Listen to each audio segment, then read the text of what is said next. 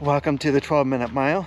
My name is Robbie. I'm 51 years old and I'm training to run an ultramarathon. Today's training is a steady state run, and I'm out here at the High Chaparral open space near my house because it's got flat, up, down, it's on dirt, and it's away from traffic.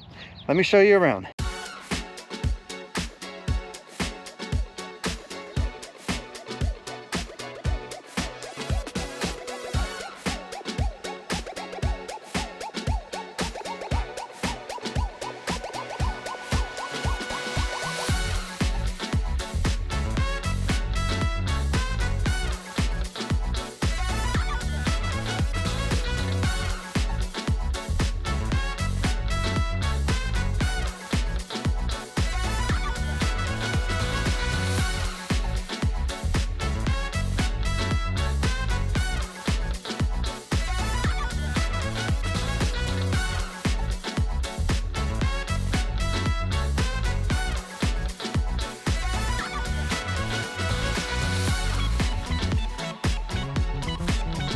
All right, guys, another tough run in the books.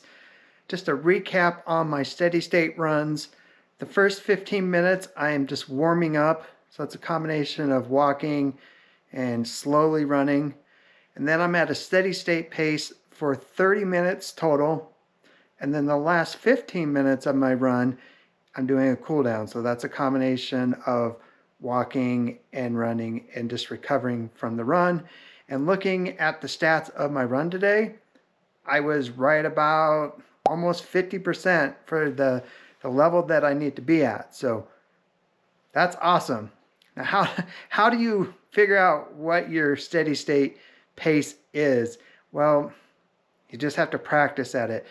You're running at a perceived effort of a 7. So this is below your tempo run, your lactate threshold. So this is a pace that you can hold for a long time, even though it is a struggle to hold it for a long time.